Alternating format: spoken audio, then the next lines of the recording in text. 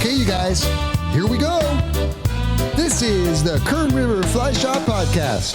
I'm your host, Guy Jeans, podcasting directly from the Kern River Fly Shop in Kernville, California. On this podcast, we discuss everything outdoors. We talk about conservation, music, and life. This episode is brought to you by Simms Fishing Products. Fish it well. Reddington Fly Rods. Find your water. Rio Lines, Leaders, and Tippets. Make the connection. And Costa Sunglasses, whose frames are made from recycled nets to help protect our oceans. I'm ready. Are you ready? Let's do this! Right on, you guys. This is Guy. And welcome to the podcast. Super stoked. I've got a special guest on the podcast today, and we'll get to him. He's on standby. And I just want to thank everybody out there for tuning into the podcast and supporting the podcast. Very appreciated. And again, thanks for all the beers coming into the shop from the third podcast. We talked about that, but we really appreciate all that. But let's get to our first guest. His name is Glen Ueda, and he is amazing. He's a very fishy dude, and I'm going to talk to you guys about him. Glen is a native of California, and he was introduced to surf fishing as a child by his dad, and they would take trips from Morro Bay to San Onofre to fish, and they would usually catch their own bait and would target everything from striped bass to barred surf perch to corbina. He discovered fly fishing while reading about it in Field and Stream magazine, and then he took some basic fly casting lessons from the world famous Long Beach Casting Club when he was only 10 years old, and we're going to talk about that for sure. After almost 5 decades following his successful career as an architect, he was looking for new challenges, so he took all those cherished surf and freshwater lessons and built a very successful business called SoCal Flats Fishing Guide Service, where he teaches fly anglers the art of sight fishing and shallow surf for one of the world's most challenging species, the California corbina, and we're going to talk about that for sure. He has said that after guiding many highly skilled anglers from all over the globe, that many of them agree that after a day of stalking corbina, it's no wonder that they are called the ghost of the coast. And Glen and I are going to discuss that for sure. He loves everything fishing, and he also enjoys sharing his passion of our sport. And he fills his annual calendar with presentations and tying demonstrations to many of the fly fishing tours serving Southern California, including the wonderful Fisherman's Spot, the amazing Bob Marriott's Fly Fishing Store, and of course, Orvis Pasadena. All these located in Southern California. Those presentations, whether in person or in Zoom, the Ghost of the Coast, sight fishing for California corbina, and Midnight Madness, the hunt for trophy calico bass, have been received by virtually every fly fishing club from Santa Barbara all the way down to San Diego. He has also done some writing and has collaborated on a number of featured articles for such notable publications as Fly Fisherman Magazine, Saltwater Sportsman, California Fly Fisher Magazine, and Western Outdoor News. He loves sight fishing, and he travels all over the world fishing in Baja, Mexico for roosterfish, dorado, and tuna, in Belize for permit, tarpon, and bonefish, Christmas Island for giant trevally, triggerfish, and milkfish. He's been to the Amazon fishing for peacock bass, wolffish, and arowana, and Argentinian golden dorado, pacu, and pirapita. He fly fishes 200 days annually. Man, that's awesome. Glen also enjoys the challenge of stalking finicky, hard-fighting carp in metropolitan Los Angeles to massive Montana impoundments to the narrow canals of Japan. Developed specifically for pursuing these golden bones in all conditions, his extremely popular Loco Moco carp fly has followers in virtually every state that contains carp, as well as throughout Asia, Europe, and Australia. And I can vouch for that. It's an awesome fly. I fish that fly, catch lots of carp on it. With a background in long-range big game fishing, he also enjoys venturing well offshore, seeking hard-fighting pelagic and coastal species, all from his 20-foot Edgewater Center console boat. An immense aquatic resource, he fishes for California yellowtail, Pacific bonito, kelp bass, calico bass, Pacific barracuda, as well as seasonal visitors such as the yellowfin tuna and dorado, and they're all eager to slam a well-presented fly, and we're going to talk lots about that as well. This is really impressive to me. He has landed 123 species on a fly to date during his aforementioned international and domestic travels. He is perhaps most proud of his IGFA fly rod world records for California Corbina on 4-pound, 12-pound, and 16-pound tippet. And all these Corbina were captured and released on his local beach. And I'm going to definitely talk about that. Glen has been married to his wife, Mona, for 36 years and enjoys traveling to Japan to visit their son, Randy, and family, spending time outdoors with their two dogs, Kai and Mac, and strolling the sand near their coastal home in Huntington Beach. Ladies and gentlemen, please welcome Glen Ueda. Hey, how you guys doing today? Appreciate you having me on, guys. This is going to be a lot of fun. Yes, man. Thanks for being here. I have so many questions, and I'm super stoked. And I'm really happy to get to know you via the podcast. I wish I, had fished with you before and that sort of thing. Maybe we will in the future. I would love that. But I wanted to ask you, who did you learn to cast from at the Long Beach Casting Club when you were 10? God, just a quick story. My dad's business partner, Mr. Nakasuji, his cousin caught wind of the fact that I was looking for a way to learn fly casting, and guess what? He happened to be president of the Long Beach Casting Club. So, make a long story short, he'd pick me up on a Tuesday night in April, and we'd show up there, and next thing I know, I've got this spongy Daiwa fly rod, and I'm learning to roll cast and the old pick up and lay down. So yeah, that's kind of it in a nutshell. And if anybody knows the club, the members there are among the most helpful. So we'd all circle around the pond, and whoever there that was there to help would do so. And it was just a great introduction to the sport of fly fishing. I have learned from some of the masters there as well. Joe LeBou, Jim Solomon, Bob Mito, John Vanderhoof, all those guys are world class. Yeah, world class guy, fly casting instructors. And aren't we lucky to have them in Southern California? That's for sure. No doubt. Yeah, they're the best. Yeah, they are wonderful. They're wonderful casters, but more importantly, they're wonderful people and teachers. And that's really that's the best thing about those guys. They're just awesome guys. The other thing too about most of those guys, they dedicate their time, and a lot of it is for free. Teaching people and stuff. It's pretty incredible. Yeah, exactly. And same with they have their flight tying series, and it's just kind of an offshoot of the casting. But yeah, those guys just give so generously of their time, and so whenever they create the opportunity, whether it's the double haul ball, et cetera, we really try and give back and donate to their causes as well. Great people.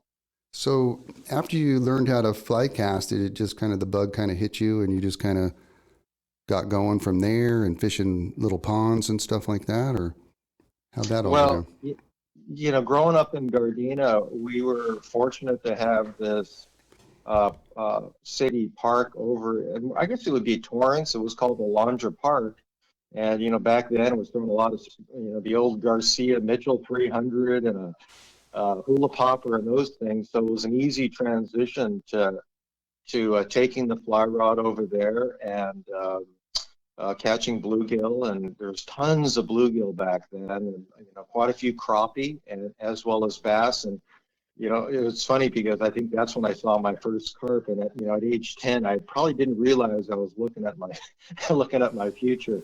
But right. Yeah, I mean, there were some monsters. I think there still are some there, but that's why I learned. And I think it was about 3-4 years later, had built a nice old Fenwick fly rod, one of the very first blanks that came out, the Green and Green brothers there, and caught my first bonita down at King Harbor, because that was only a pedal away. So yeah, really blessed to have such great resources close to home.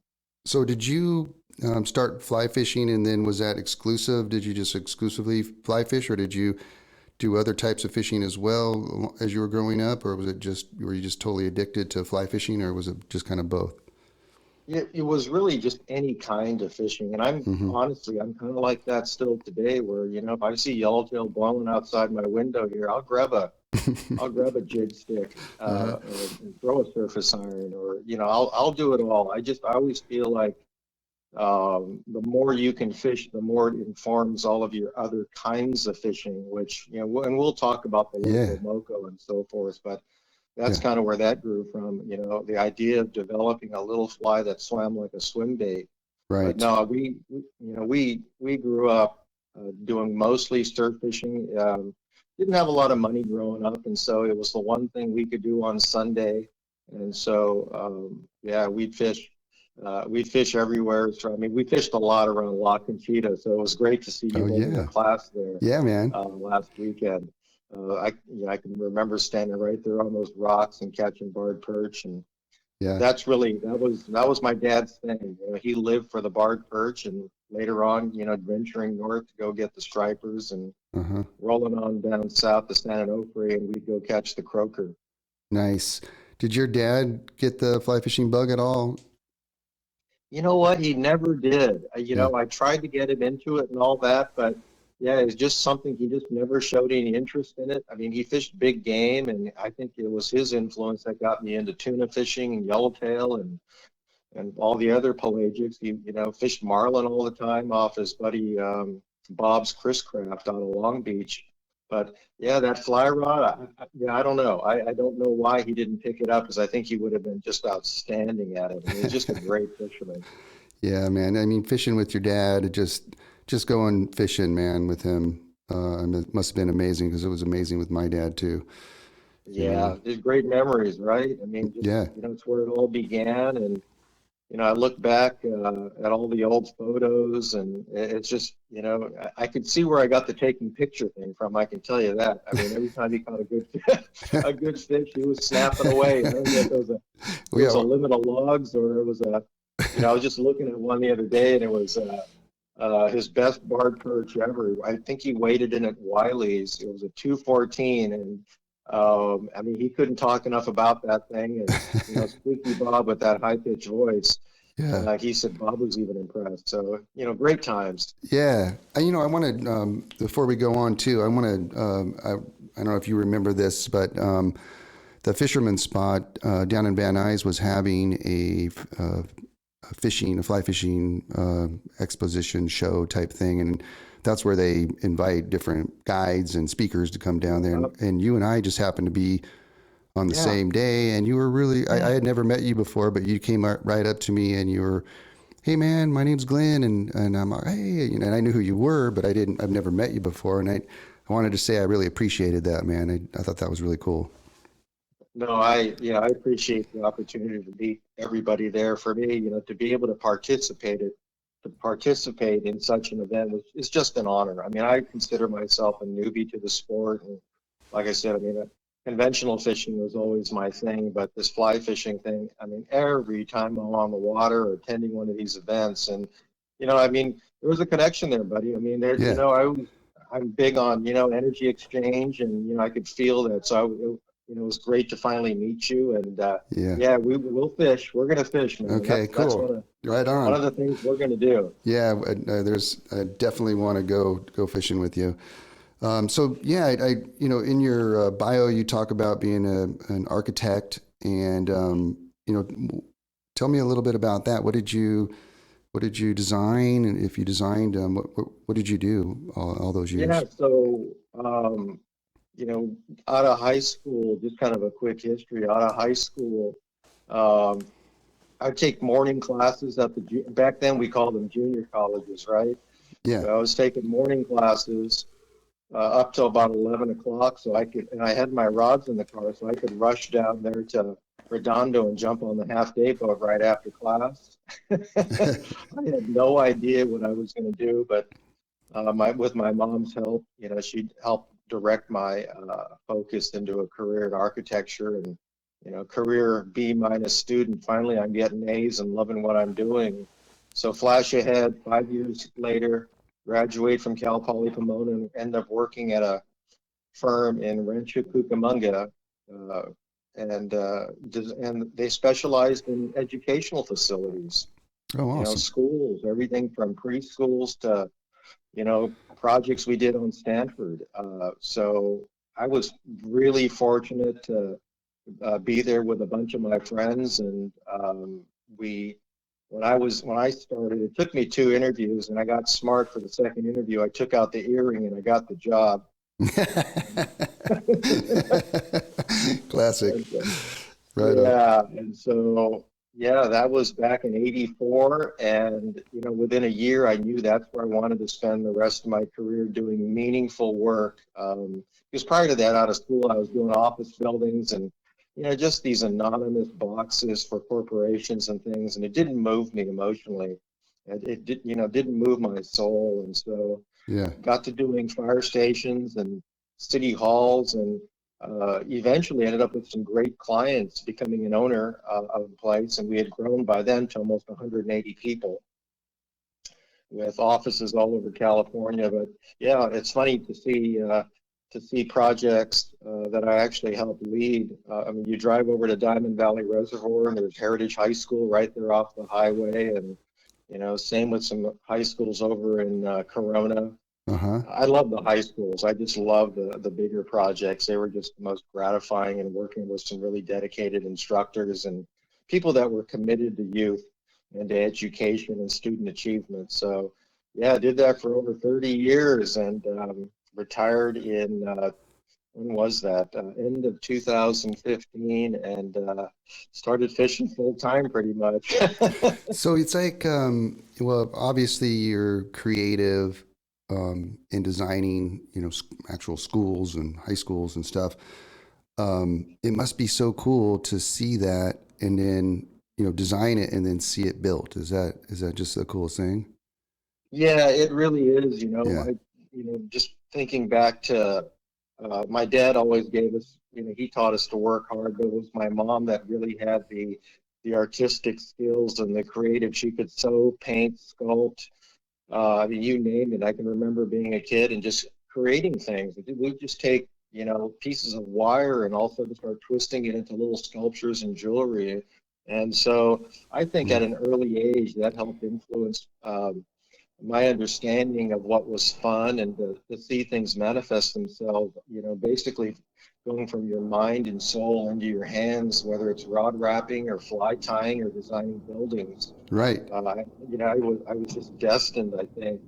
For It was sure. my dharma, as they say. It was just my destiny to do some of those things. And again, I feel so blessed and so grateful to be able to take something that I was meant to do, and develop that into a career, and be able to share it, and try to make a positive impact on kids. Because I think back to my own educational experience as I mean, don't hold it against me. I was a product of LA Unified. And the schools back then, they were designed like barracks, and they Yeah. didn't do anything to move you. It was just a bunch of rows of buildings, not Right. unlike what you'd see in the military. And not that that's a bad thing, but the whole concept of, if I can produce a good American, I can produce a good soldier.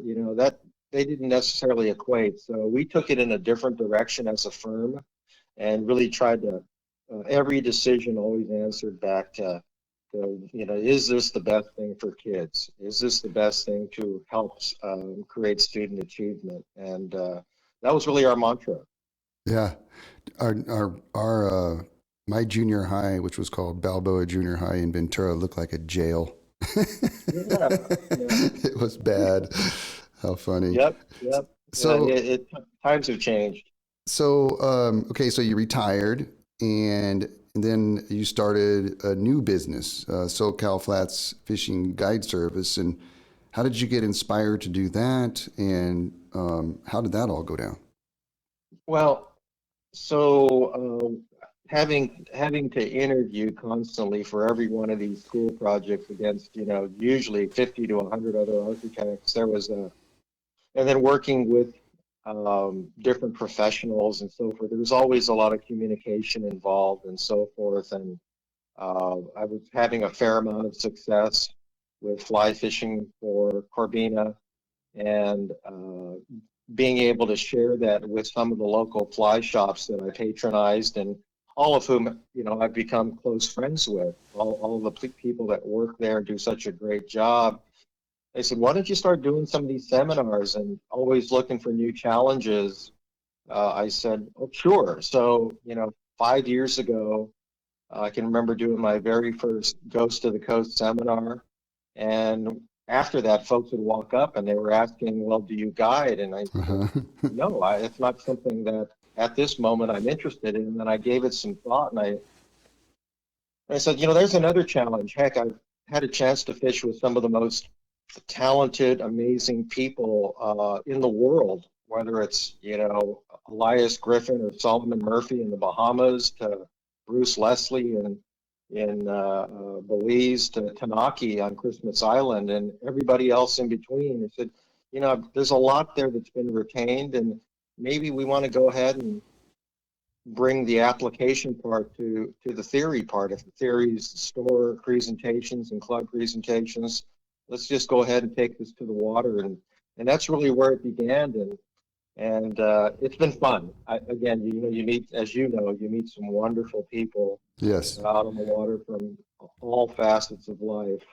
And so, yeah, that's been going now for about 4 years, and it's not something I've chosen to do full time, but I'll do 12, 15 trips a year, and most of the people, for instance, this year, carry over from last year that couldn't get in. So the interest Hmm. is there, and again, it's fun. And if it's not fun, I'm not going to do it. But that's kind of it in a nutshell. Right on. I follow you on Instagram and, love all your pictures. And I don't think I've ever seen anybody catch so many Corbina or carp for that matter, which I want to talk to you about. How did you develop? Like, is there some specific flies that you use for Corbina that are your go-to, that they're going to eat all the time, or are you switching it up color wise and that sort of thing with the Corbina? Yeah, that's a great question. And, I still rely heavily on Paul Cronin's Surf and Merc, and it's still the standard. And I think we all try different versions of it. Sure. There's kind of a friend of mine, John Nakano. He developed one that's a little bit more like the profile of, I call it almost like a half of a peanut shape with a little bit more volume. Uh huh. I tie a version similar to that, and um, but I also came up, since I think Corbina, as you know, they get hit pretty quick to what you're tossing, especially later in the year. And so I have a little pattern I call the bean counter, and it's got more triggers. It's got some legs, little swimmer legs on it, which uh, in looking at some of the swim baits as well as permit crabs, where you're looking for a little bit more movement. So Hmm. that's where that came from. So those are the two primary flies. And of course, you don't ever leave home without your Clousers, Yeah. whether it's chartreuse and white or olive and white. Those are, I mean, heck, they catch everything from bluegill to bluefin. So, Yeah. always have my Clousers in my box. But Sure. those are the primary flies. Yeah. Colors, gray, I would say gray most of the time, and then pink in low light conditions. I Hmm. also tie a version that is mint green, Hmm.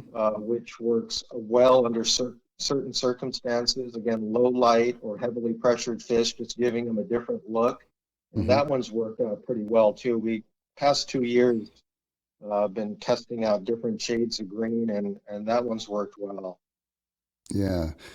And your structure on the beaches that you're at, where you're at, it's from just some of the pictures I've seen. I've never fished down where you're at, but it looks like you have some great structure and some really skinny water. Basically, it looks like flats water. And Yeah, we're fortunate to have a, a it's a different kind of structure yeah. versus say what's up in the Santa Monica Bay Area, which tends to be even more flat just because of the protection they get from Catalina and Palos Verdes and San Clemente Island, a little bit more shielded from that soft swell. So Ours tend to be a little bit more channelized, more rips, but there are flat areas too, which are my favorite. I love Yeah. just on a bright sunny day looking for these corvinas skating in and out. But yeah, as you know, it's all about the conditions. But we have to be adaptable. We'll take whatever the day gives us. Uh-huh. But as you know, structure changes sometimes daily. So it's a great way to get some exercise, get out there and hunt for these. But we've got tremendous opportunities from your neck of the woods, more Ventura County, Santa Barbara, all the way down to San Diego. San Diego's got tremendous fishing down there as well, as I'm learning the past couple of years and kind of spreading my wings and going beyond LA and Orange County and trying to hit up your way more. Whether it's Carpinteria and get Yeah. back to La Conchita to my roots and Yeah. down to San Diego. There's You know, an army of guys down there that they get it done down there, Torrey Pines and so forth. yeah, So yeah, there's seems like there's a a lot lot of down there. water, a lot of water to cover. Oh, for sure. So let's talk about, the presentation to the Corbina for those folks that are kind of getting into possibly fly fishing for Corbina. Would you mind talking about like when a Corbina is coming in and how you would approach that fish and like where you would cast in relation to that fish? Maybe coming in and going out with the water, that sort of thing. Would you mind doing that? No, yeah, for Yeah. sure. No, that's a great question. And I think before we can even touch on the casting angles and so forth and Yeah. reading the fish, a lot of it, and you touched on it a little bit there, is identifying a player. What constitutes a corvina that is actively feeding? Mm-hmm. And conservatively, I would say 75% of the corvina that I see aren't feeding. And so we don't even throw at those. And the reason being is um, there's a potential to burn an inactive fish or one that's just sunning, trying to raise its metabolism and alerting it to our presence. So I'm looking for a fish that is, the more it's facing perpendicular into the shoreline, the more committed it is to feeding. And what I mean by that, it's literally turning its back to safety. And so Yeah. uh, inversely, if the fish is facing out towards ocean, it's in flee mode. So I always say to my clients, I said, they're either feeding or they're fleeing, in that situation. And if they're cruising into shore and I'm not good at math, but if they're kind of feeding in and they're sliding in back and forth, that's an actively feeding fish. And you can see that. You can see the white of their mouth blinking. You can see them tail with their backs out of the water, which is the ultimate. Yeah. That's the Absolutely. best. But again, identifying the conditions and then identifying those fish that are quote players. And then once you see one that's feeding, actively feeding, then leading the fish properly. And generally, I like to get up ahead of the fish and try and intercept the fish at a casting angle versus Mm-hmm. uh, casting perpendicular to the fish's path of travel, where it won't see the fly for but a very small moment. Mm-hmm. Try to get ahead and try to intercept the fish. So typically 3 feet past and 3 feet ahead, and really short little strips Mm-hmm. to imitate a sand crab.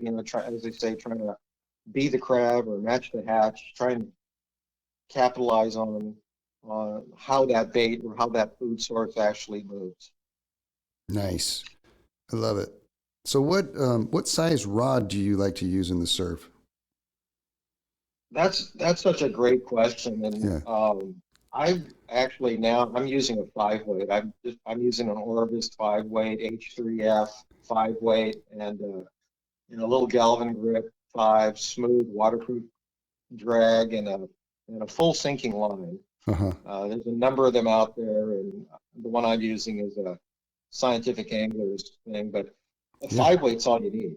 I haven't hooked a Corvina yet that I didn't feel like, man, I can't land this thing on a 5 weight. So for the past 4 years, I've gone to a 5 weight, and I started off using a 6 and 7 weight, and I Uh-huh. was pulling too many hooks. Really? Okay. All the flies I tie are on size 6, so I was pulling a lot of hooks, and so I was looking for something with more give and more accuracy, Uh-huh. because most of the casts, as you know, are about generally anywhere from, gosh, 20 to 50 feet. So you don't really need anything more than that trusty 5 weight that you're using for trout, which is one of the nice things about this kind of fishing. Anybody that's got the standard 5 weight trout outfit with the addition of a sinking line and 9 foot of 10 pound fluorocarbon, you're in the game. It's that simple. It doesn't take a huge commitment cost wise to get into this sport. Hey, so what kind of leader do you use, and like how long is the leader and tippet and that sort of thing that you like to use? Yeah, I like to start off with a 9 foot, 10 pound fluorocarbon leader. And the reason for that is, with the full sinking line, I want my presentation to be on the bottom, and I want that fly to be chugging sand like a little tractor, just to kind of add to the illusion. Yeah. And so 9 foot is good if it's really calm and I feel like that fast sinking line is crashing down hard and it's spooking fish. I've gone up to 15, 16 feet, which again, you're losing depth control because now the longer leaders Yeah. can catch more wind or current rather and surge. So yeah, I would say probably 9 to 12 foot in general is about right. Okay. Awesome. Do you use a stripping basket when you're fishing for them? I Okay. do. And for years I used one of the old plastic type, there's a Mm-hmm. bunch out there. I was using an Orvis one, but I started using this one by E Coastal, which is literally it's like wearing nothing. It's just all super lightweight foam, and Yeah. Those for are me, cool. it's just what I've always used, whether I'm on the bow fishing permit or any other types of fishing. I just like the line control because I tend to step on the line or have it snag on Me too. shells and mussels and toenails. Yeah. Yeah. So yeah, I like a stripping basket. It's not for everybody, but I prefer one, and I I always offer a stripping basket to all of my clients, and most will usually put one on, or most actually own one because they've actually gone out and tried for these Cordina before. But I think it's an asset myself. Yeah. God, what a fish, huh? God, so, Yeah, so amazing. What? they really are, and it's funny because I've had a few people, uh, Instagram, I use this hashtag worse than permit. They just they laugh until they come out and actually try for one. Yeah. And then it's like the rude awakening. And I'll give you an example. A close friend of mine, Dr. Wade Yoshi, we fish the Bahamas for years and years and up off Andros. And it's all wade fishing, ankle to knee deep. It's the way bone fishing ought to be. Yeah. So he decided that he's finally going to give this Corvina a try, and he's got almost 340 permit, Wow. and so he knows how to fish. I mean, Yeah. he's damn good at it, and he tried last year for the first time, and he goes, Glenn, for the amount of fishing that I did, I would have had over 100 permit based on the shots. He still managed 20 Corvina in his first year, which tells you something, right? Sure. But that to me really speaks to the challenge and the gratification. When you eventually are fortunate enough to pull one of these wonderful fish and land it and look into its little beady eyes and peck at it and then let it go. You bet. Yeah, we're very fortunate to have them literally in our backyard. But so what is your like ideal situation? Is it cloudy, sunny? Does it matter? I mean, is there a certain tide that you look for before you go on these guide trips? Uh, I mean, what is it that you're looking for? Or are you just going when you can go? kind of like me. Yeah, optimally, if I had to Yeah. pick my perfect day, and that also speaks to the days that I'll do my guiding on. I will not take somebody out just to take them out. Yeah. I always pick out the best tides for the year, and those are the ones I offer for the trips. Yeah. But I'm looking for a minus tide, and we only get those twice. As you know how the tides work, we only get those 2 weeks out of a month. But I'm looking for a minus tide, say 3 or 4 o'clock in the morning, an incoming tide, obviously. Uh-huh. So the structure can be identified. And then as the structure fills in about daylight, and it can be low light or it can be sunny. Most of the time, you know how it is. We get the coastal gray in the mornings. Yeah. Rarely do we have sun, but it's nice when you do. And fish that incoming tide, wait for that structure to fill in, and usually between +1 and +2 is optimum. When it gets to +3, it gets blown out. They're there, but we can't feed them properly, Uh-huh. and that's when the bait guys, that's when they go to work. Yeah. That's good stuff. So let's talk about your world records for Corbina. And a couple of questions I had, like, so you have three world records for Corbina in 4 pound, 12 pound, and 16 pound tippet. Right. So how or how much did the 4 pound or 4 pound tippet? How much was the fish? How much did the fish weigh? Yeah, I don't remember the exact weight, but interestingly enough, that was the biggest of the bunch, and they were all 4 pound, yeah, right? And funny thing about that morning, all three came in a 2 day window, Wow. uh, and it was, yeah, the conditions were optimal, and as you know, Corbina, they're pretty delicate. I mean, as far Yeah. as hardy as they are, living in that impact zone, where I caught them, it was like a lake with very slow moving water. So I said, if there was, I had never tried fishing for them for world records. Said if it's ever going to happen, it's going to happen here where you have to weigh it and then I have to revive it, and, put it back in for a drink, measure it, put it back in for a drink. So Yeah. I believe the 4 pound tippet record was I think 5.5. So it Wow. was a good fish. It That's a was a good solid fish, man. 24-inch plus fish. Yeah. Um, I tried 2 pound and I broke. You couldn't even set the hook without breaking off. Um, Even with the sharpest little gamakatsu hooks, I couldn't get it done. I broke off on a big one. But yeah, it all happened in a small window of time. And I just thought, it's another one of those challenges. Let's give it a try. Let's see what this world record thing was about. And So so I cool. sent all the applications in, and back then you had to cut off a piece of your fly line, which kind of sucked. Yeah. And you send in the ticket. And next thing you know, you get back these little frameable certificates. Cool, But it man. was fun. So how do you weigh them? I mean, do you have a boga grip or something or? I actually had a little sling because I don't think a boga belongs in the mouth of a corbina. Okay. It just kind of distends the mouth and so forth. So I had come up with this little sling thing with a couple of sticks and like a little basket. And you send your boga in for certification. You just send everything in, and so they can allow for the whatever weight and it weighed nothing. It was basically like a couple of chopsticks and a little bag. And then you had it kind of rigged to like a sling Yep, and you put the fish in there and yep. then you could weigh it.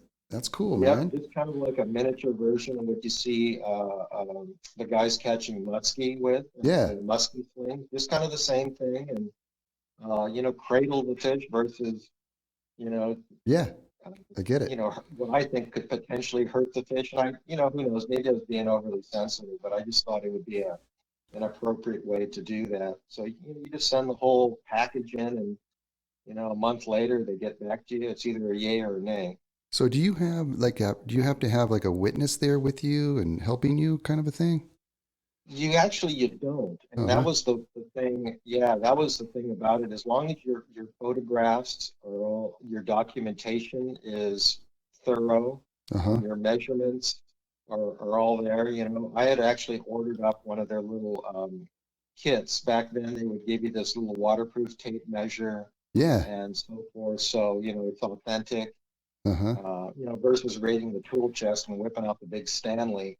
Uh, yeah, so that's what you had to do. And but again, had the conditions not been optimum, I never would have even attempted it. I just have too much respect for those fish to do what it would take to try and do it in a normal, as we know it, surf environment where they're Yeah. just pummeling waves and so forth. I, So yeah, I yeah, it like just worked out, and I've never tried since. uh-huh. I like that, because a lot of the times folks have to kill the fish to weigh it and whatnot, and that's really amazing. You did that, man. That's really cool. Yeah, I had no appreciate idea. that. I had no Thank you. idea you could do that. That's cool. Yeah, absolutely. And so yeah, it was a number of things, just the desire to maybe try it, and Uh-huh. the opportunity to maintain the fish's well-being and watch it swim off. I mean, what could be better than that? To see just Oh my see gosh, three so cool. monsters. Yeah, to see three monster corvinas swim off like that, and that was special. Yeah, absolutely. Okay, so let's switch over to another fun fish, carp. And Yeah. oh my gosh, I've seen so many giant carp you've caught on your Instagram page. That's so awesome. Um, and I'm a carper too, so I dig Yeah. out the carp here in Lake Isabella, my home carp here. They're pretty amazing as well. But how did you get into fly fishing for carp? Tell me that story. So yeah, same thing. Just looking at social media and looking for another kind. My my jam, I guess if you want to call it. I love sight fishing, and not having the opportunity to truly fish corvina the way I prefer to catch them, but maybe 4 months out of the year on an exceptional season. I Right. was looking for something that offered the challenges, and I had heard about the LA River, and just, how you get on the internet and you're sniffing around, and next thing I know, I'm up there by Griffith Park, and I'm like, what are all these things here? I mean, my God, and some of them are giant, Yeah. and you go up there with all kinds of things. Somebody told me glow bugs, and another person told me, sometimes they feed on a parachute atoms, and so you go up there with little crawfish patterns. I even took some calico bass patterns. I had no idea, Yeah. and caught a few, Uh-huh. um, but it just nothing really just kind of worked, and was able to fish all the different kinds of water conditions. That's, I think, more than anything, that's what is so striking about the carp. They're, whether it's in your backyard at Lake Isabella, to still water, to fishing fast current, to slow moving pools, to riffles, whatever. It's they're a neat fish. But yeah, that was probably, I want to say, probably like 2015, 2000, something like that. Yeah. So it's been a little while. So are you finding, because it sounds like you fly fish for carp all over the place, and are you finding that the common carp that you're catching, are they very similar everywhere you go? Are they eating kind of the same things? We'll talk about your fly here in a second, but are you finding that they're reacting the same and wherever you go? Yeah, I think, for the most part, I think they are very similar. Yeah.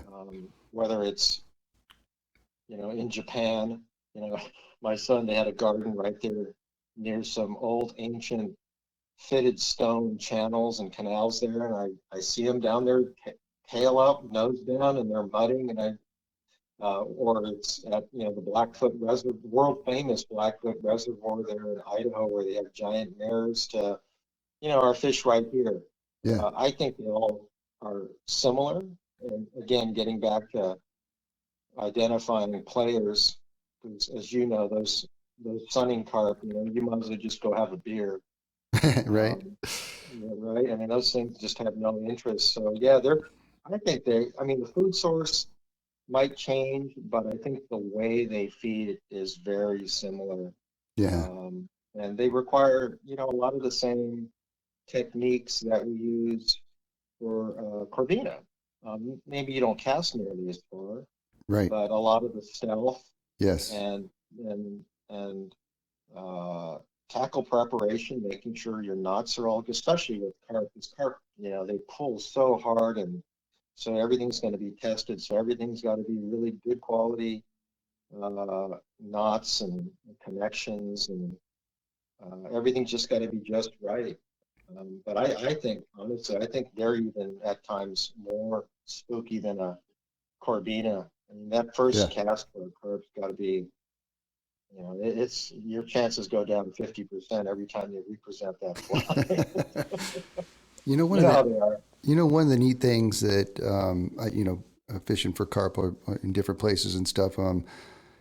Discovering that they do eat on the surface. Over the years and in different areas. Like Lake Henshaw down by San Diego. They eat Yeah, grasshoppers, and I mean it's just unbelievable. And then even on Isabella, where I'm at, they'll eat hoppers and ants and stuff like that on the surface as well. And I mean, what yeah, a fun fish to fish for! Oh my gosh. So, yeah. so Yep. what do you what kind of size rod do you use for them? Are you still using a 5 weight for them, or are you up in it a little bit? I switch back and forth. I mean, I'll use, if it's more of an open water situation, I'll use the 5 just because it's just more fun Sure. and, deeper bend and so forth. But Yeah. around some of the areas where, we have a lot more hazards in the water, be they rocks or shopping carts or trees or you Right. name it, I'll go to a 6 weight. 6 weight seems to be a good all around. Rod, and full floating line, just the standard way forward's all you need. Mm-hmm. You do need a pretty good drag though, depending on where you are. The runs can be pretty long, and like with the Cordina, I like a fluorocarbon leader. More stealth is better, unless the condition you talked about where things are on top, and then I'll fish a mono leader just because it's going to give you more buoyancy, and I'll even grease the leader there with some mucilin or something just to help keep it in the zone longer versus dragging your fly down. Yeah. Um, but yeah, they're fun, and they just grow to such enormous sizes, Yeah. Unbelievable. So let's talk about your fly, the Loco Moco, and how that all went down and discovering how that works. And I mean, I of course have used it up here on Isabella. It works amazing. I've used it other places. And if you wouldn't mind kind of talking about it a little bit, where it came from, um, how you came up with that tail Yeah, and all that kind of stuff. I mean, that's very, yep. very unique. I appreciate that. Thank Yeah. you. Yeah, it's worked. It's amazing because I get texts all the time from folks all over the place, and again, just this whole sport, everything we do is about giving back. So I've always tried to answer all the questions about how to assemble it and so forth. But Yeah. where that idea for the tail came from, it came from uh, Trevor Tanner, who's another carper. I think Trevor now lives over in Santa Barbara, and a good guy. We've corresponded a few times, but he's the one that came up with the idea of using small punched out foam pieces for a tail. And even though his use of them is quite different, Uh huh. that's where that idea for those kinds of materials came from. But again, just kind of going back to my past experiences with fishing, and then looking at the different carp situations, I didn't find a fly that allowed you the flexibility to tie it with different weights, whether it was no weight for fishing it on the surface, to bead chain eyes, to as heavy as medium lead eyes or brass eyes. Yeah. and to change the length of the tail as you wanted either more vibration in cloudy water or more subtle in clear water. I didn't see anything quite like that. And the only thing I could think of from my past was fishing different lead heads. I mean, you might fish a 4-inch plastic swim bait for calico bass, and half ounce isn't going to get the job done in 100 feet of water. So we'd go to an ounce and a half lead head. So it was all about depth control and also trying to imitate some of the food sources that I was encountering. And the one that I was encountering a lot here in one of my local flows were clams. I was crossing over and I and I start Oh, walking across and I hear crunch, crunch, crunch, and I reach down into the water and I pull up a big scoop of both clam shells and live clams.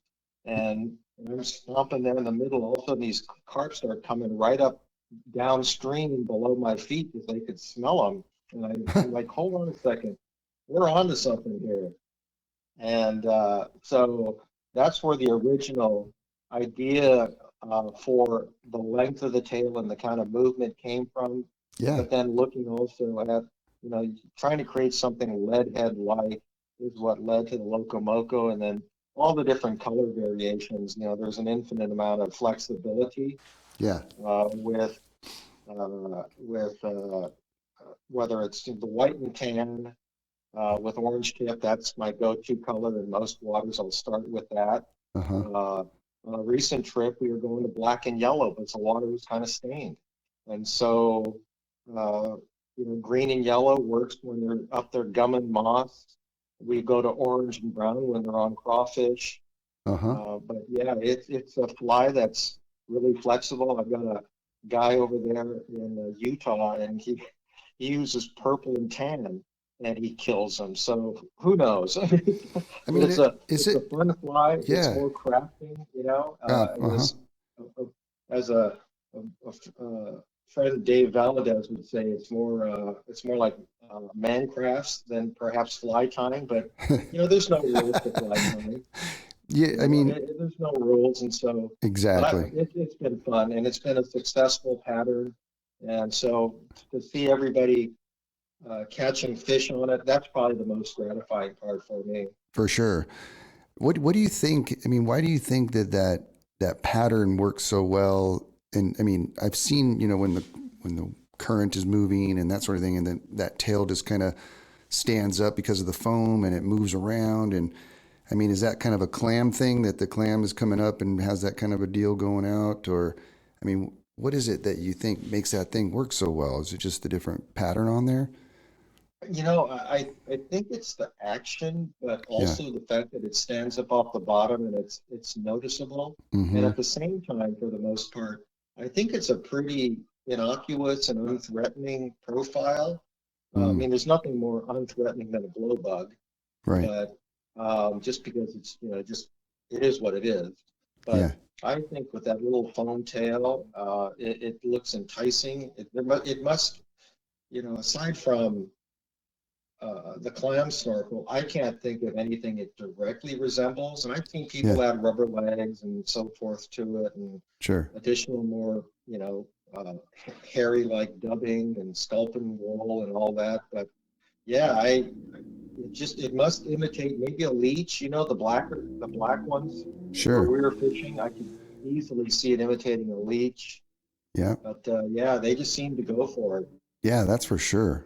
Oh man, I mean, what we discovered up here on Isabella is that they like kind of a very similar type of fly, but the tail is red, and they love that color red here, Okay, and so we use that quite a bit here. nice, But we'll nice. throw the loco moco in there too, man, and we'll nail them with that. Yeah, and it's not an end all. Obviously, Yeah, we all carry our other, tried and true patterns, whether little crawfish patterns or hopper patterns for up top and those kinds of things. I'll even throw a little cone head leech in the box too, depending, especially if I'm not, we can't always, as much as we hope for it, see our quarry. Yeah. So, when we're fishing bubble trails, Yep. especially in some of the bigger Idaho and Montana waters, a lot of times you're just fishing sign. You're not even seeing the fish per se. So you have to be flexible Yeah. and not be so hard-headed that you're going to make them try and eat what you're throwing, but try and, just try and get those additional bites. Yeah. So let's talk about the LA River for a second. So Yeah, that water there, moving through Los Angeles, is kind of a slower current. When there's not runoff, of course, and it's kind of a continuing current, but not that fast, right? right, Yeah. right. For the most part, Yeah. there's Oh, faster and slower sections, but uh-huh. most of it's all fishable. And then there's you know structure. There's from what I see and I've seen in pictures. I've never fished it, but it looks like there's rocks and like maybe even some riffles and whatnot as well. Is that correct? Yeah, there's a number of different conditions there. Some Hmm. of it is it has boulder type rocks out in the middle that create, eddies and deeper pools. And, Yeah. along the edges, there's more kind of this tule looking type of plant that creates some undercuts. And Hmm. then seasonally, as it gets warmer, you start having these weed beds kind of create these mats, and they'll hang out under the mats, which is nice because it helps to position the fish. Hmm. Um, and then you have the slower kind of almost like frogwater pools, and they're in there too. And those are probably the hardest ones to target because there's not a lot of current to help orient the fish. Right. But yeah, and then you end up with these normal kind of these little channel areas as well, little side channels. And but there's a lot of different conditions, which again speaks to the need for having flies with different weight, uh, and keeping your fly for the most part, unless you see them feeding on top. And I always say, look at the mouth position, and Hmm. that fly wants to be either level with the carp's eyes or down. Same with the corbina. They've got the inferior mouth, so Yeah. try and always keep your fly presentation where it's expecting to find food. What I've been hearing also is that they're doing a lot of restoration near that. I think it's the Atwater Village or something like that. Yeah. One of my friends owns a restaurant there, and they're talking Oh, about. I guess they're doing some restoration there and making it nice down there. Is that right?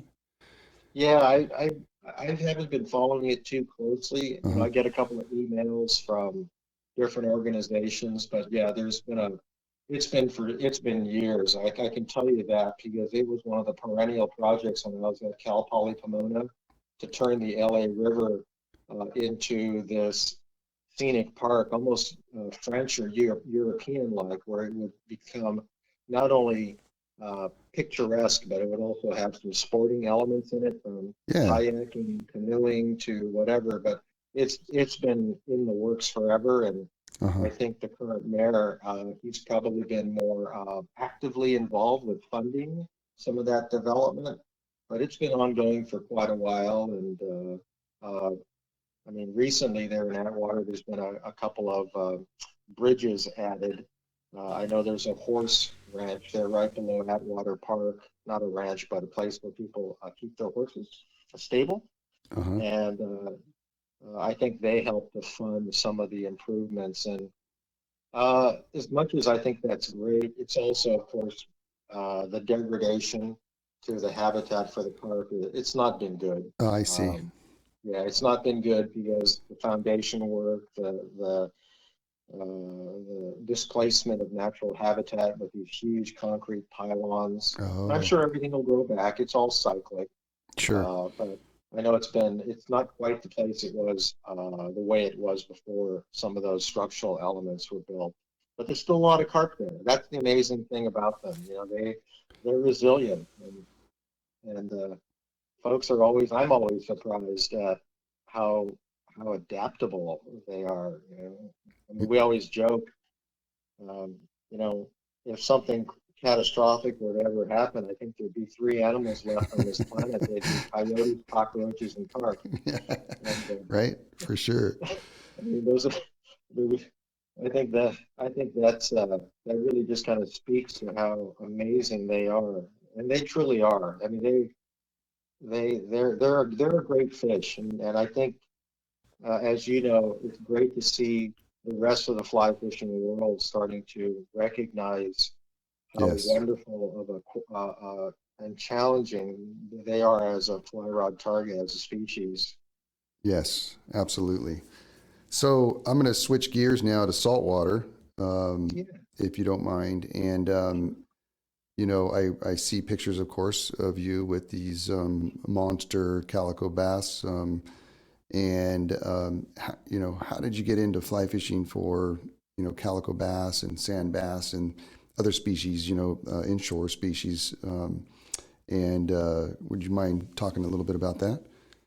Yeah, so calico bass, the first calico bass I ever caught, period, was back in those same King Harbor days back when, we talked about fishing for bonita and so forth, and that was the first time I ever caught a calico bass on the fly. And it was probably, geez, it had to be 1972, maybe 73, and it was by the Redondo Breakwater. And again, I didn't think, I just didn't think much of it. I thought it was a cool looking little fish and so forth. It was too small to keep because it was only about an 8 incher, but Uh, it was a pretty little fish. And um, as time went by, we started to fish the Long Beach breakwater.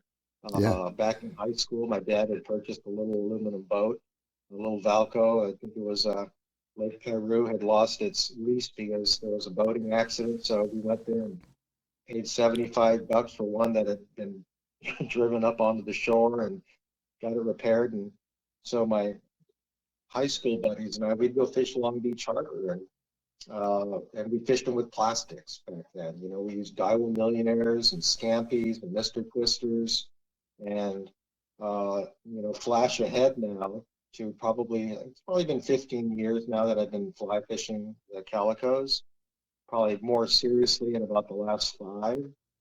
But yeah, all those same areas, the same techniques with regard to contacting structure, and gets back to depth control again, Uh use huh. of color, profile, vibration, silhouette, all those things all still apply. None of what we're doing today, or even 2 nights ago when we were out on Monday night, none of that is any different than when we were fishing plastics, jigs, and so forth back in the 70s and 80s. But yeah, I become addicted to it, especially the night bite. Yeah. It's And you guys go like, you guys fish all night and then, I mean, yeah, is that what you're doing? we like to get out there, out in the gray. We usually go grab a bite somewhere and get out there at dusk, and then we'll fish well into the darkness. Hitting different spots, and just gear wise, we're using 10 weights. And folks say, well, why would you use a 10 weight for a 4 pound fish?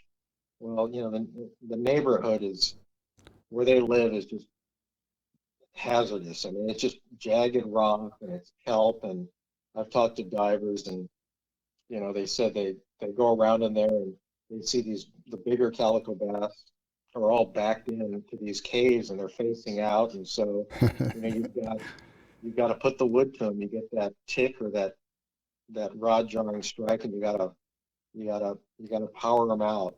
You got to pull hard. So we're using 10 weights on the fast sinking lines and 30-pound straight fluorocarbon, the hard fluorocarbon. You don't want that soft stuff. Uh huh. Um, and these big sculpin flies are what we're using most of the time. And what size, I guess, what weight lines are you using? Are they like 400, Um, 400 grain lines or? yeah, 400 grain fast sinking type six Uh with huh. 30 foot of that with an intermediate. You don't need to go any faster sinking than that. Uh huh. There's some lines now to where they have, you know, whatever. The first 30 feet is this, and then 20. You don't need all that. Just a straight 30-foot fast sinking head will get you down into the depths.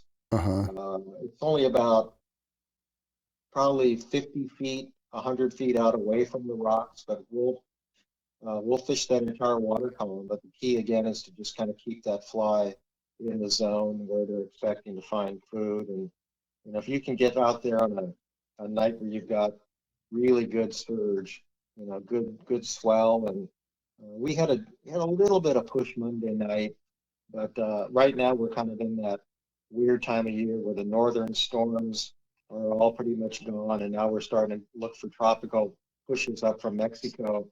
So if you can get out there on a good night where it's pushing, 4 to 6 feet at 10 seconds, you're gonna definitely get some action. So they like that moving around stuff. They like that current moving around and bait moving around. Yeah, I think it dislodges food, and Hmm. it activates them. Yeah. I think it's just from experience, it's what they like. But yeah, that most of my calico bass fishing is, and I've fished, the Marina Del Rey rocks, San Diego Bay, Zuniga Jetty. I've done a little bit of it on the backside of Catalina, but again, one of these backyard resources right there. God. The United States' most busy harbor also has some of its best fishing for calico bass, and they're just, again, they're remarkable fish. To think that a 12-inch bass, which in fresh water would be a yearling, Yeah. would be 5 to 7 years old in the ocean. That's amazing to me. And to think that the trophies were sometimes able to land the 5 to 8 pounders, those are like as old as your grandpa. They're that old, huh? They're really that Oh old. yeah, they're super slow growing. Uh huh. And so when people talk about, well, don't you want to set a world record? I'm like, I ain't killing my grandpa. That's the Yeah. very fish. That's the very fish you want to create, that has the lineage and the longevity. That's the one you want to reproduce and Yeah. make babies. So, I'm like, there's no way. I don't care how big it is. It's going back. Yeah. Um, and my mom would always hate that because that was her favorite eating fish. And I said, she goes, I don't even want to hear about your latest trip because all I'm going to hear about is how you let go, and I tell it the bass dinner. I Yeah. said, sorry, mom, that's just the way it is. I had no idea that they were so slow growing. That's amazing. Yeah, yeah, they truly are. But yeah, and there's also the sand bass. The sand bass is their gray cousin. They don't get the respect that they do, but they're an amazing fish too. And we catch those out a little bit away from the rocks. Yeah. Not that we're fishing them any differently, unless we're fishing more vertical Yeah. on wrecks and things in the harbor. But they pull just as hard, and to me, they're just as beautiful. They're a little different shape, but they're a great fish as well, and definitely worth targeting. Yeah. They pull hard too. Yeah, they're I great. love catching those things. So let's talk about technique and flies for a second for calicos. Like let's say we're fishing a break wall, and the break Hmm. walls are kind of I guess you could say they're kind of shaped like a pyramid. Would you say they kind of Yeah, I did. they kind of go up and I then they think kind of pyramid down underneath the water? Is that correct?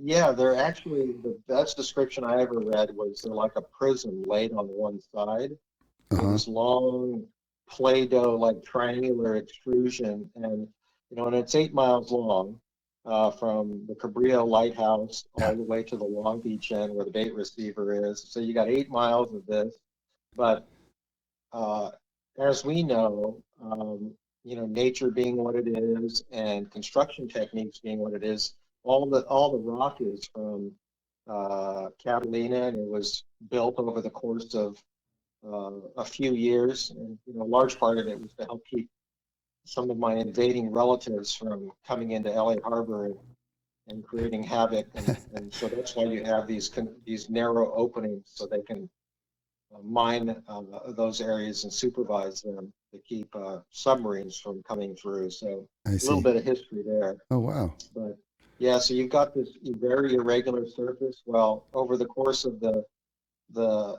construction, as well as because of natural events, a lot of that rock gets dislodged, and it creates little mounds on the inside.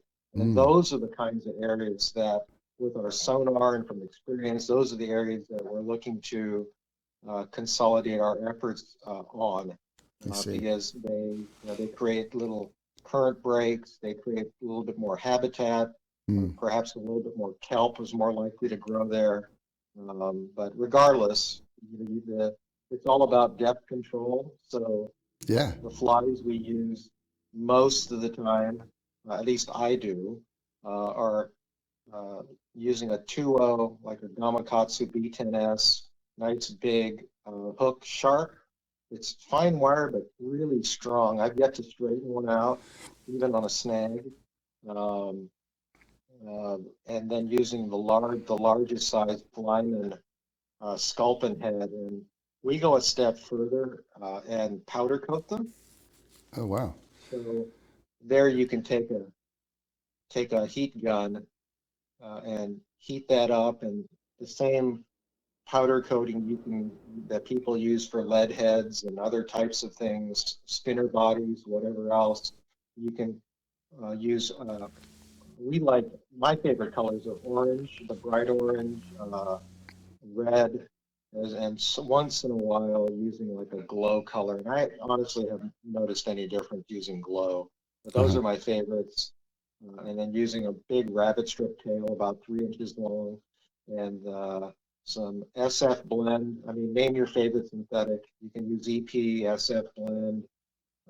There's a bunch out there. I can't even think of them right now. And then some legs, Yeah. some silly legs that, again, it's all about vibration. It's all about silhouette and footprint Yeah. and, imitating crabs, bait fish, and as well as baby octopus. A lot of people don't know that Ah, at certain times of the year they get these massive hatches of baby octopus, and calicos and sandbats love them. interesting. So on the fly, on the tail, is that tail is pretty important, when it's falling, is that correct? It's got to be moving. I Um, think so. yeah. Yeah, I think so. And there's times where I don't think it makes a bit of difference, but I think I like a big Magnum rabbit strip tail. And if they sold a wider version, I'd probably get that as well. But I've seen every different versions using uh, fly skins, synthetic, the plastic, and people cutting it into kind of a V, kind of like the old pork rind days, where you get a little bit more of a planing type of an undulation, to guys using curly tails. Pat Cohen makes Cohen's Creatures makes some really cool curl tails. Pat Dunlap up north, he's got some different tails. But yeah, vibration is really important. But I think silhouette also, because I think these calicos, before they even see the fly, I think they feel it with their lateral line. Oh, okay. And then once they get closer, then they begin to see some of the details. They begin to see color, and then they hopefully climb on. Yeah. Gosh, man, what a fun fish. What a cool area you live in, man. And you have all these different species and places you can go. I mean, no wonder you're fishing every day. Okay. Yeah, you're right. I mean, we're very very lucky in that Yeah. sense, and you know both being California residents, you know, folks ask us here too. I meet people out of state all the time on the beaches, and they talk about seasons. And Yeah. my sister lives in New York, and oh my God, I don't know how she deals with it. But uh, folks ask, "What seasons do you have here?" And I always answer, "We have one season." They go, "What's that?" I say, "It's nice." Yeah. Uh, I mean, it's very temperate, and heck, 50 degrees is cold for us. Right. So what I hear all the time in the shop is people coming up here to Kernville. They. I guess, where are you from? And oh, I'm from Los Angeles. I'm like, oh, okay. He's all, yeah. There's not really anywhere to go fly fishing in Los Angeles, so we have to go up to the Sierra and this and that. And I'm like, of course I know um, better than that. And I'm like, oh, you got all kinds of fishing all around you. And We most of them are like, do. where? And I'm like, oh, you got the beach, you got carp in the LA River, you got offshore stuff, inshore stuff, and they're, oh, I didn't know you could do that. So I hear that constantly. So Yeah.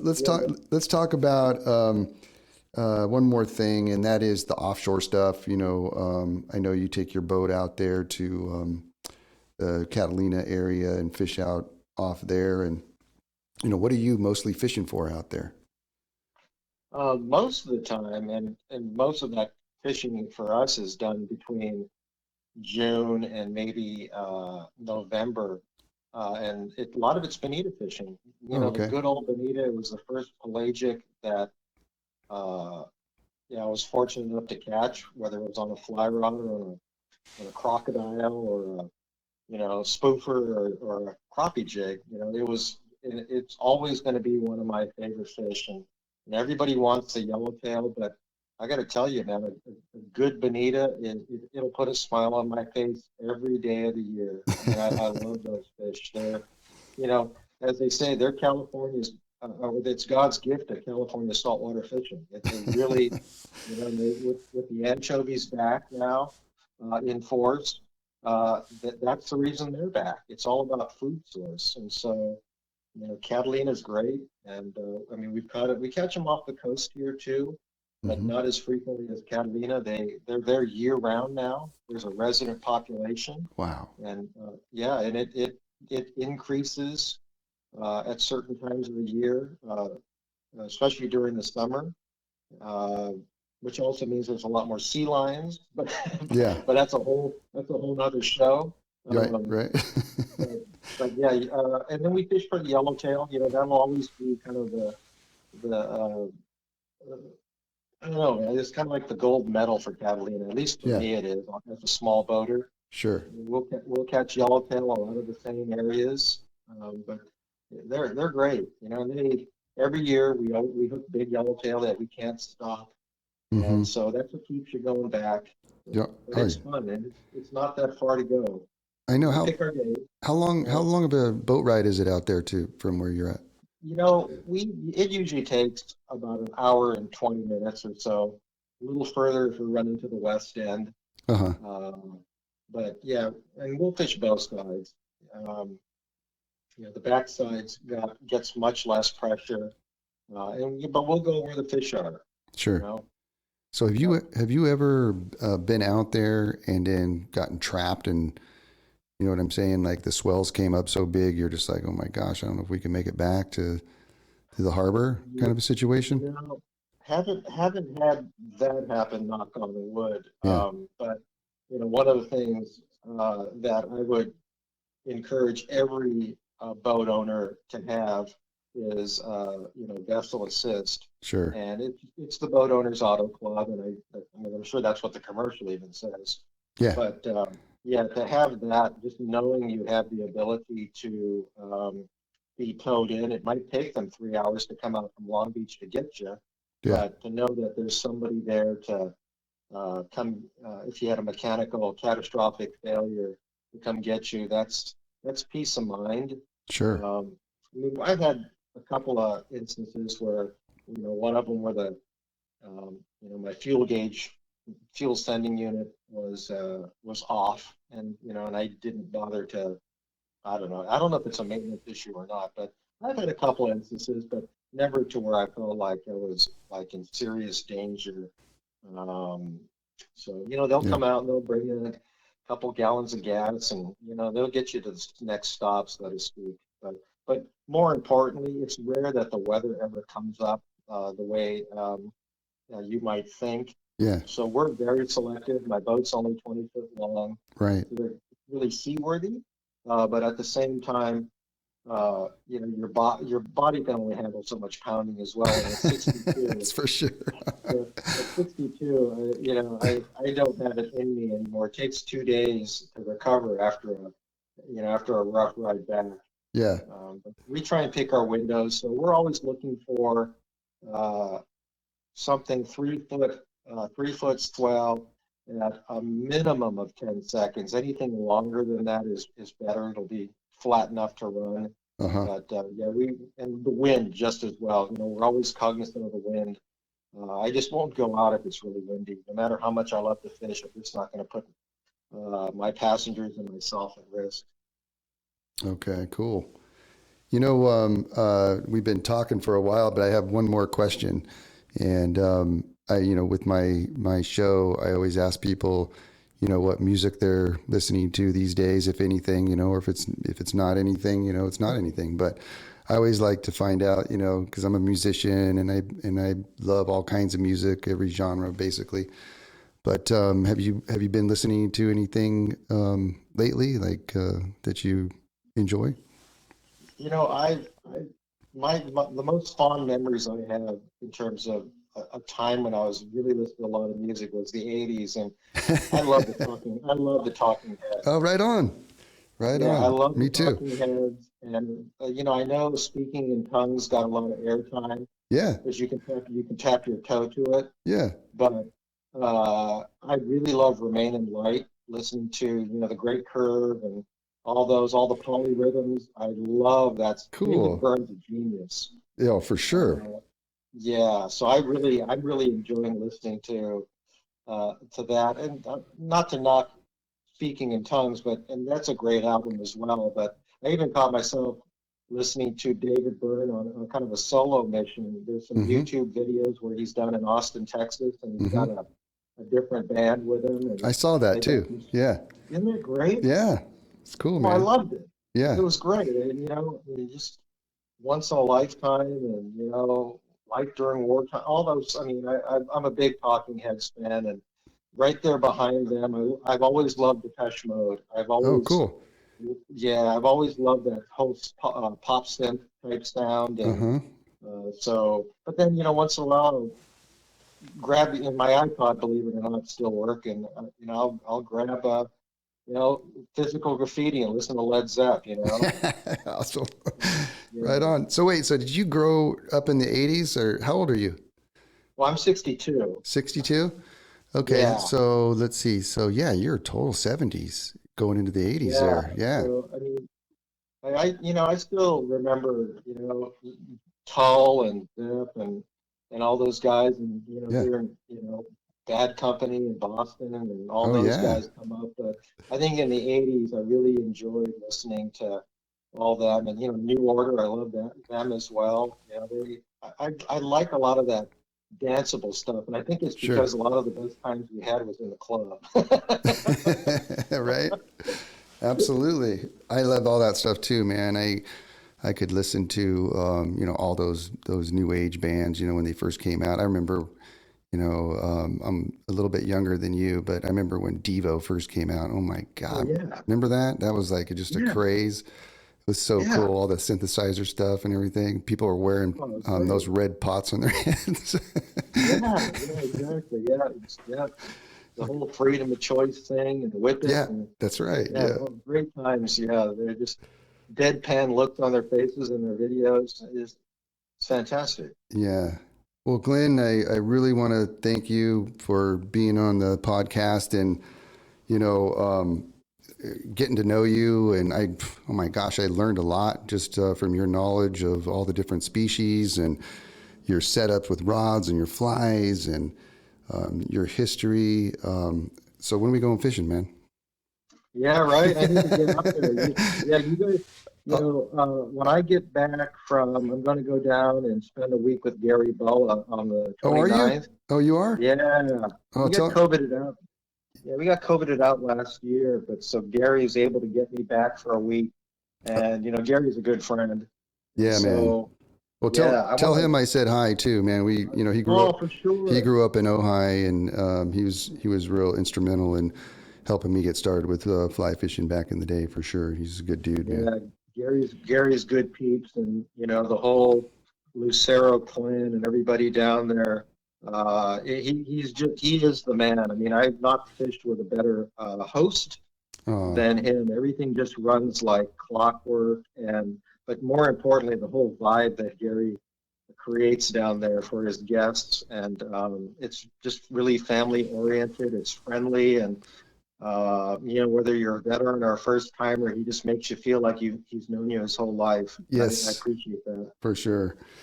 Yeah. So, but yeah, when I'll check in with you guys. Yeah, 'Cause I've been dying to get up there and fish your backyard for definitely.